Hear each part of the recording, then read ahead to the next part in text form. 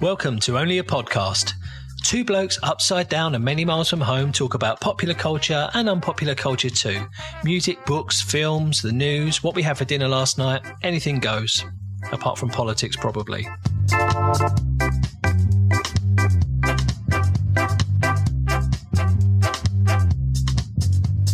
Hello everyone and welcome to episode 12 of the staggering Only a Podcast. I often call it staggering. Yeah, because we kind of stagger along. We stagger our way through it, yeah. How you doing, Captain? You all right? I'm doing all right, apart from my twinged back, which I just told you about. We don't need to talk about that. Try and put it behind you. Yeah, thank you. You're all weak. Yeah, so, it's been all happening this week. Got a few things from the Only a Podcast news desk to talk about. Yes. Or comment on, I should say.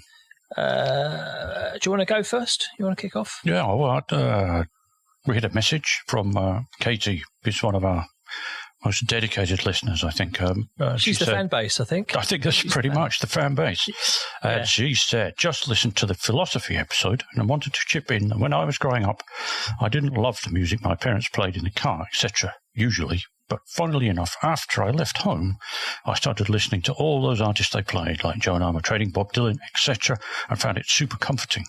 So even though when I was younger I listened to my own music, I'd say that since I left home, my parents' music taste has shaped mine a lot. So there you go. Ah, that's interesting, eh? Yeah. It gets under the skin. I guess. It gives some comfort. Yeah. Oh, yeah. That's good. Thanks for that, Katie. Good one.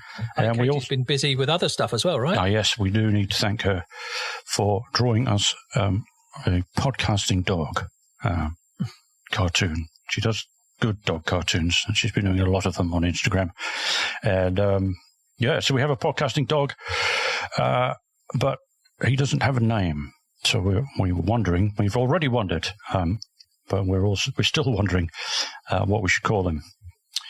Or her. Or her, in fact. I came up with Mike, but but that was rubbish.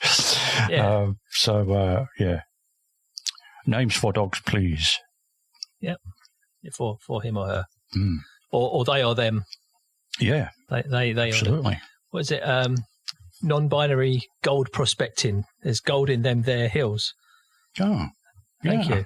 Yeah, it's a free joke there. Crikey. You're not getting one later, by the way. No jokes this episode. No jokes. So if that's all you've tuned in for, you're going to be disappointed. Yeah. Yeah. So, good. Okay. Thanks for that, Katie. That's really good. Really good. Keep them coming. Mm. What else you got? What else have I got? Well, do we need to talk about Will Smith? Do we? Well, I'm not sure. Yeah, well, I think it's all been said. I think it all has. Yeah. I think seeing it at the time, we're quite lucky here in, well, I say lucky, whatever, but here in NZ, obviously, I've only ever known the Oscars to be on at 3:00 in the morning in the UK. But here it's at 2:00 in the afternoon, isn't it, or something? So we saw it all unravelling live. Mm. Initially I was Team Will. You know, he really insulted his wife, and that's bad. But actually, I think I'm probably Team Chris Rock now, because the guy assaulted him. I just saw in the news just a few minutes ago, actually, that the Oscars organisers have said they asked him to leave. They tried to throw him out, Will Smith, that is, and he refused. So he stayed. I guess they didn't want to make it an even bigger scene of getting the police involved. Yeah. But, I don't know. It's. I think Chris Rock's come out of it probably better than Will Smith has. If Will Smith had stood up and explained why he felt the way he did, rather than punching him, slapping him, I think that would have been much more powerful. Just gone up to him and stood in front of him and said, "I want you to apologise to my wife," or something like that. This is why. Yeah. You can't just go slapping, punching people, whatever. No, you can't. But Will Smith was lucky that Chris Rock's brother didn't get involved. Indeed. Raised his eyebrow and stepped out of the seat. He probably was he in the audience? He probably was. I think he probably was there. I'd read a good thing in the New York Times by Roxane Gay, and she was musing at one point on the fact that a lot of people were saying, "Oh, you should have just had a thicker skin. You know, you should have just put up with it." But she wrote, "Who is served by all this thick skin? Those who want to behave with impunity. If the targets of derision only had thicker skin, their aggressors could say or do as they please. If we all had the thickest of skins, no one would have to take responsibility for cruelties, big or small." And I thought that was very good. Fantastic. Yeah. You've got to feel it. You can't get over it. Tell your kids to man up or whatever. Yeah. That's a terrible expression. You can't do that. If that's a good point. That if skins were completely thick, people would say terrible things. Yeah. I enjoyed that piece of journalism. Yeah, that was good. Yeah, good one. Okay, I think we've done that. Let's talk a little bit very briefly about Taylor Hawkins.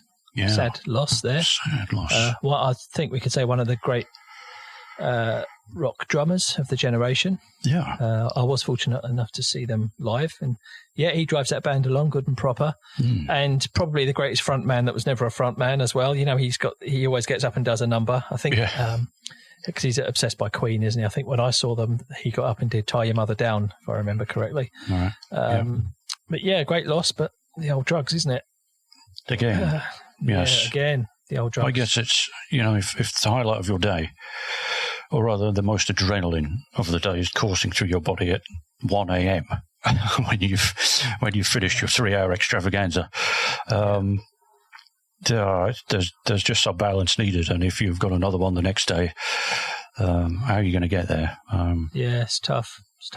Yeah, a lot of them don't make it. A lot of them do, but sad news. That I think universally respected and adored by everyone. Yeah, Hawkins. I saw him. Seemed like a good chap. A couple of years back, I was in London. I was around Bloomsbury sort of area, and this car drives past, one of these sort of 7-seater people carrier things. Yeah. One of those drives past with blacked out windows, but the front passenger window was open, and it was him. Taylor Hawkins in the front passenger seat. I don't know if the rest of the band were in the back. I'm not sure. But that was in London. So, so something that hit the news this morning, I don't know if you saw this or not, was regarding Bruce Willis.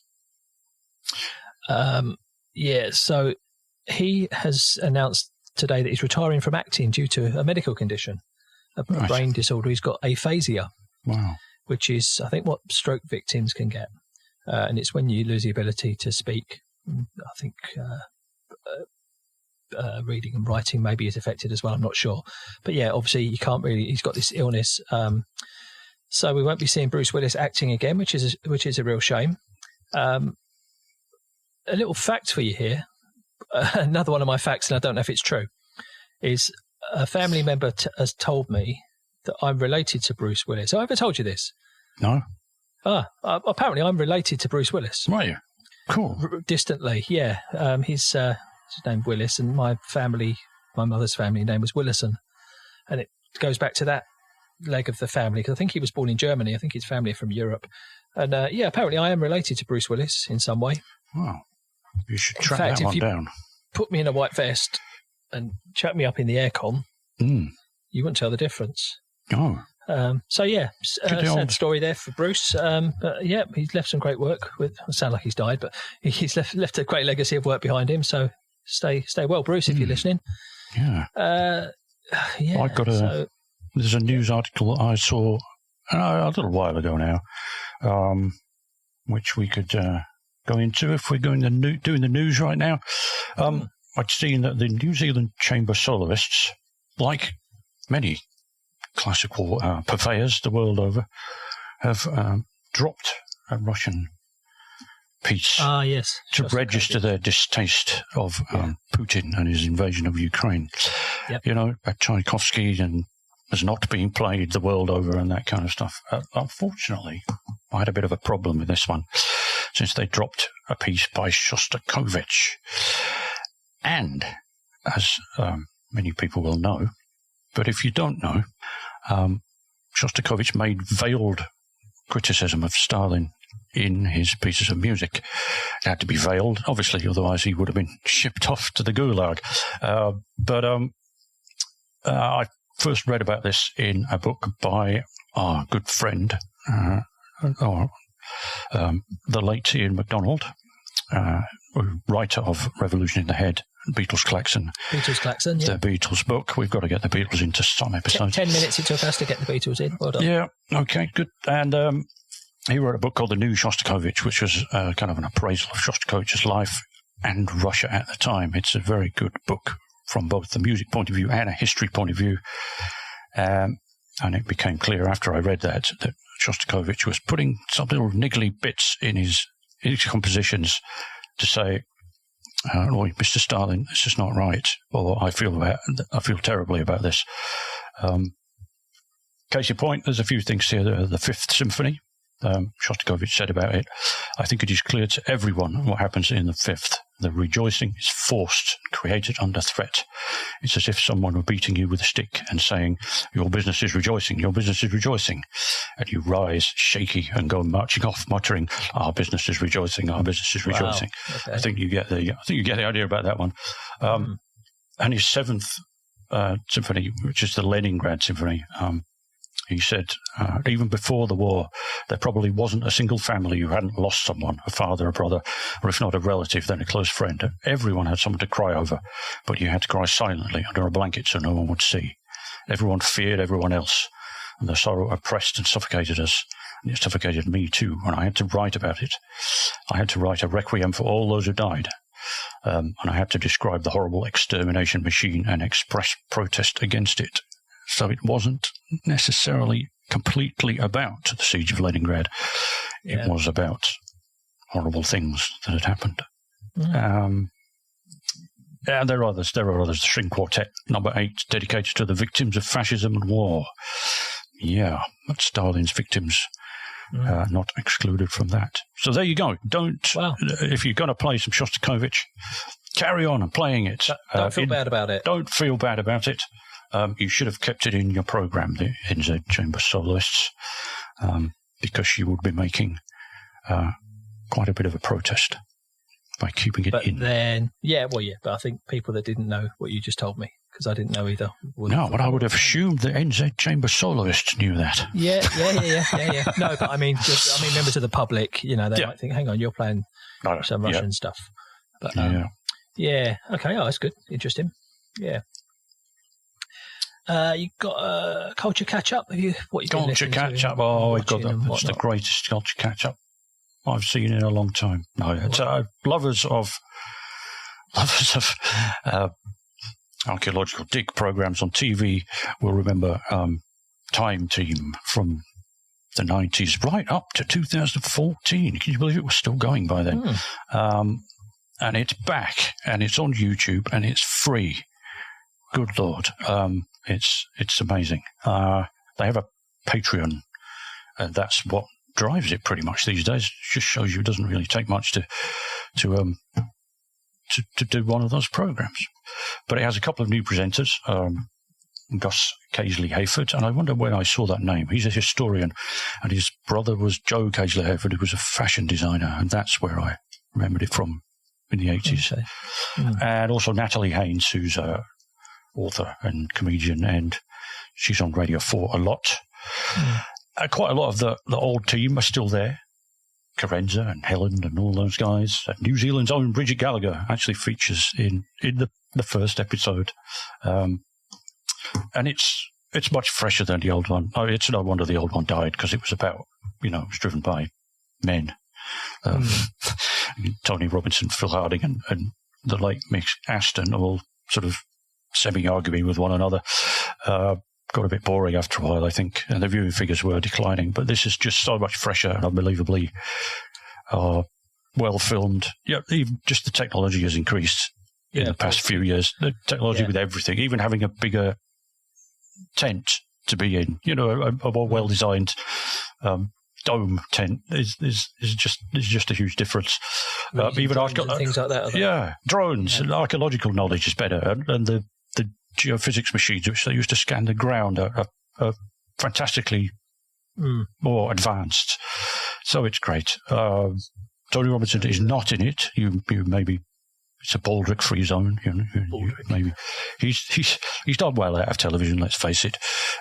He has the shape to prove it, and he's I'm sure he enjoys being sent around the world by film crews and getting paid for it.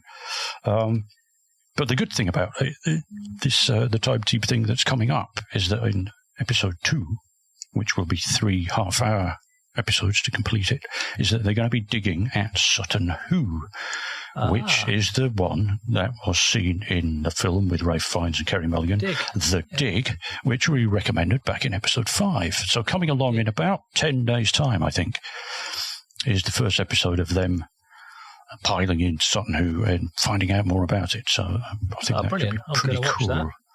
And it's Never heard anyone rave about Time Team quite so much as you have there, Captain. So, I know, it's sad. It's sad. It's simultaneously sad and great. You dig it, clearly. Yeah. It's a Time Team Official on YouTube. Okay. Go there, and it's all free, and you can see the first episode in 3 parts already up there. Cool stuff. Good. Right. What have you got? Talking about YouTube, I'll throw one in.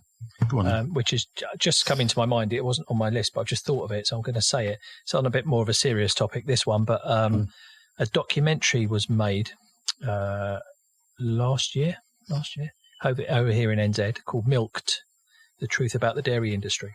Yeah. I'm not going to go on a rave here. I'm just going to say if you are a consumer of dairy products, probably watch it. It's free on YouTube now. You had to get it on some paid-for service before, but it's now free. I won't say too much more, but it's called Milked White Lies in Dairyland. So it's a documentary, and the guy who made the film, I was at a talk with him a little while ago, and some other people that were involved in it also gave a talk, and it's an eye-opener. If you consume dairy products, or even if you don't, I suggest you watch it. You will learn stuff for sure. But that's a bit too serious, so I won't talk about that. Did you have anything else for your culture catch-up? Not quite a catch-up, but coming soon is the series Slow Horses. It's on Apple TV, and it's based on the Slough House spy novels by Mick Herron, of which I have read every single one so far, and it's great. It's going to be starring Gary Oldman and Kristen Scott Thomas, so there's a couple of names that are definitely worth watching. I've seen the trailer, and we'll put it in the show notes, and if you like spy series with a slightly comedic twist, get the books and shell out for Apple TV and watch the series, because I certainly will be doing. It's going to be great. So I think 6-part series initially. It's great stuff. It really is. Yeah, I think I'm going to end up stumping up for Apple TV. They're really putting a lot of good content on there, aren't they? Yeah. And facts about Gary Oldman, of course. Gary Newman is older than Gary Oldman. No. By about a week surely or not. Something. Yeah, weird. Okay. I've got a discovery to share with you all, which I've been really excited to share, actually. Cool. Now, when I talk about new music that I've discovered, that means it's new music to me, right? I don't have my finger on the pulse. So if I recommend someone and you'll go, yeah, we all know who that is. They're not new, right? So this is one of those. I don't know if she's new. I don't know if she's famous. But I've just recently discovered her. I think 1 or 2 episodes ago, I recommended Lola Young. Okay? Yeah. And since listening to Lola Young, I think the algorithms online are feeding me, new recommendations. One of which was someone called Emily Capel. Does that name mean anything to you, Captain? Not to me, sir. No. No. Okay. I don't know if you lot at home know that name, Emily Capel. But to give you a little brief rundown, so she's she's in her 20s, London, skinny white London girl, as she calls herself.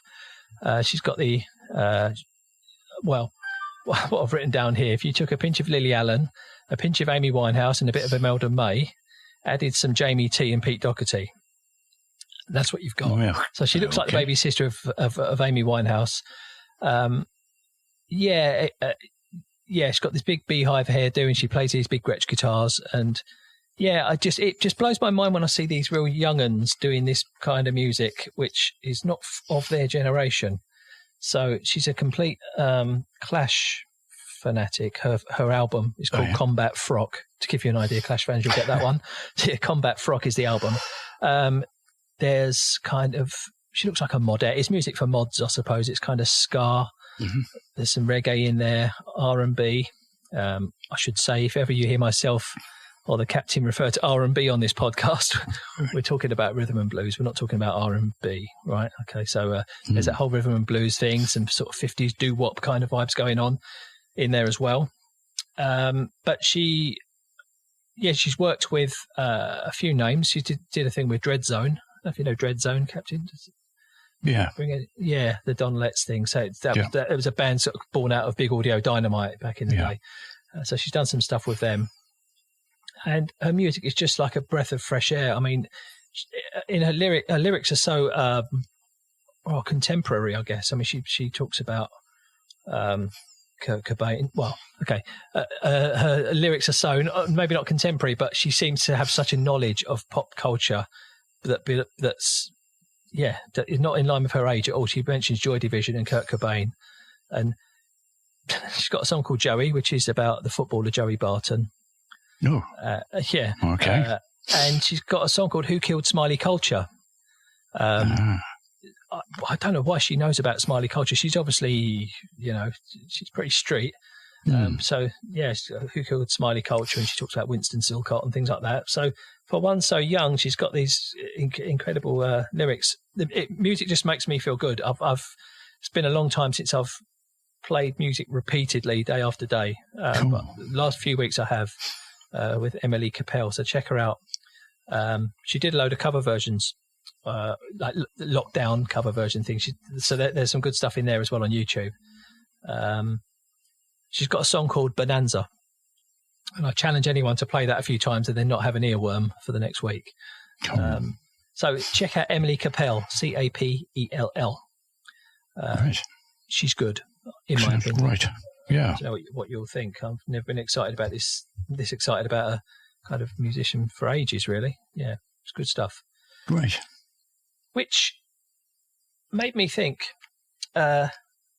female vocalists, right? So I don't know if this is me or if you're the same or if our listeners out there are the same, but when I listen to a female vocalist, and thinking of the greats, maybe the greats or new ones, but the greats, so Dusty Springfield or Karen Carpenter or someone like that, one of the great female singers, even more contemporary like Norah Jones, someone like that. I get moved by female vocalists far more than I do by male vocalists. I don't know if that's just me. I don't know what you think about that, Captain. It sort of gets under my skin more than any male singer ever does. I don't know what that is. Yeah. Is that a kind of primal thing? Is it a sexual thing or something? I don't know what it is, but yeah. Yeah, I don't know. You listen to Karen Carpenter or someone and you just melt, or I just melt. Yeah. And I can't think of a male vocalist that could do that. I don't know what that is. So I thought it might be a little discussion point we could have.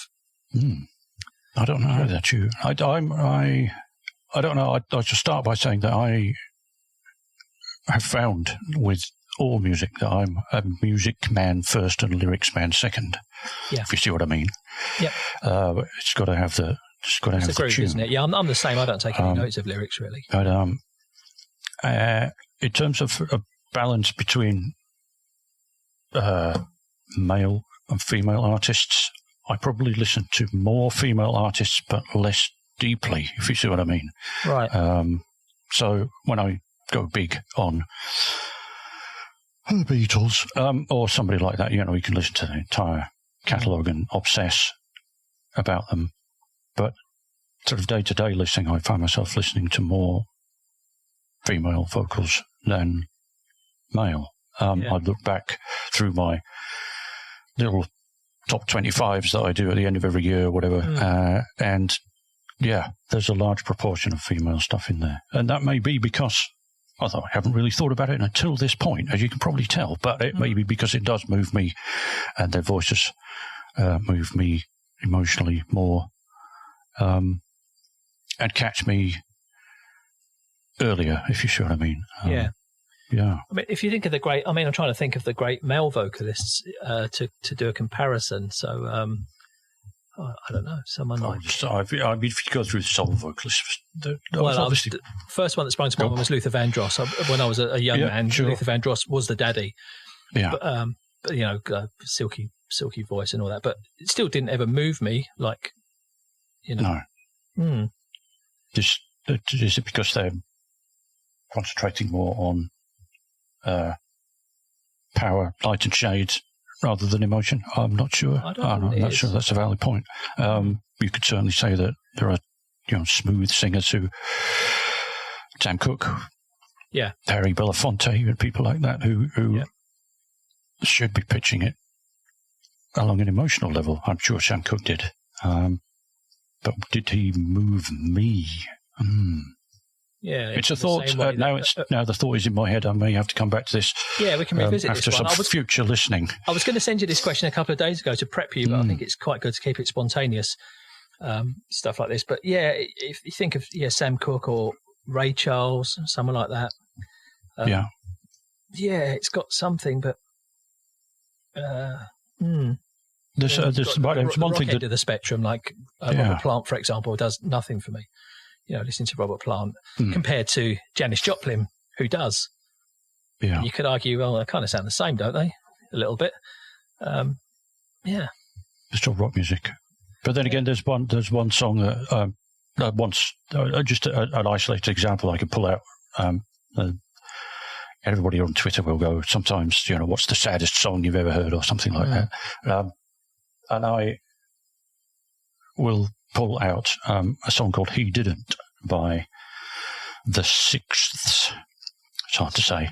It's basically the magnetic fields guy, Stephen Merritt, who put together an album and got guest vocalists in to sing the tunes. And this is sung by Bob Mould of Hooskadoo, who normally sings incredibly loudly.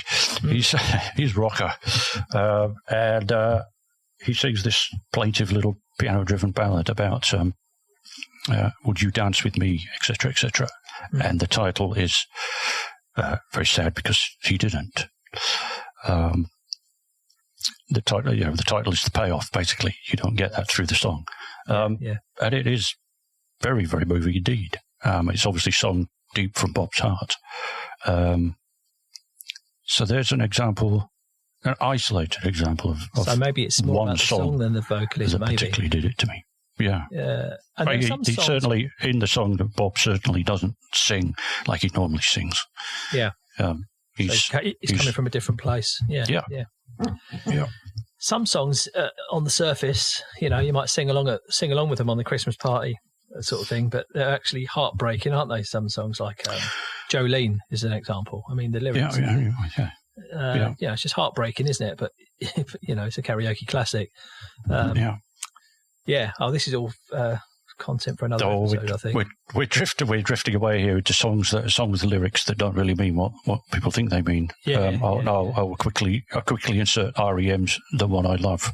Is that what it's called? A simple prop to occupy my time. That's not the way to sing about someone you love. It's just not quite right, that one. No. And yet, people would pick it for their wedding. Yeah, just from one hook, one line. Yeah. Okay. Tell us what you think, dear listeners. If anyone's listening. What moves you most? What moves you most in the world of music? What moves you most? Okay. Well, we're at the half-hour mark. You got any more for us? No, I think anything else we'll save for another day. Really, probably take us into another 15 minutes, and we don't want to go there. We don't want to keep our listeners hanging on too much. Keep them awake as much they as might need to finish their breakfast and get to work or something like that. They might be listening to this while they're going for a run, and I'm sure none of our listeners can run for more than half an hour. No, it's true. I've got one little peek. Well, this week I thought I would try using Spotify. Now, Spotify is our number one platform it's the number one platform for people listening to podcasts, and it's dreadful. It's a terrible platform for listening to podcasts. I've tried, but this week I thought I'm going to try it. So I'm going to do a week because I subscribe and listen to a lot of podcasts, and yeah, it's dreadful. It's really dreadful. I've tried Google Podcasts, which is a bit better, but it's not great. I don't know why Google haven't fixed that. I don't know why they're not taking podcasts seriously, but they don't seem to. So it's a very, very poor thing. So I went back to the one I've used for years, which is Castbox. But I just wondered. Just a message to the listeners, really. If you're using Spotify, try using something else. Try something like Castbox, or if you're an Apple user, Apple Podcasts is pretty good. That's been around for a long time. So, but yeah, Spotify is not the best place to manage, and especially if you listen to more than one. And if you're coming into a podcast and there's already 500 episodes of it that you've missed, there's no way to mark them all as played, and so you don't see them anymore and stuff like that. So that's just a little boring bit. And but practical. It's practical advice, really. If you take your podcasts, if you're getting into podcasts, maybe you've never listened to them before, and then you discovered us and we changed your world. Maybe that's what's happened. But yeah, I've been into podcasts for donkey's years. And Castbox is the best one I've found. Cool. I haven't got a joke this week, but I've got a fact for you. Go on in. Which is true, unlike most of my facts, which I'm never sure if they are true. It's about clocks and watches. You might know this one, you might not. But there's a marketing trick when it comes to selling clocks and watches. Talking about analog ones with hands. Whenever you see, or almost always, when you see a watch or a clock advertised for sale, or even if you see one in a showroom, the time is always set to 10 past 10. Right? So listeners, you can pause here and you can go away and have a look on Amazon or look on John Lewis or wherever you buy your watches and clocks from.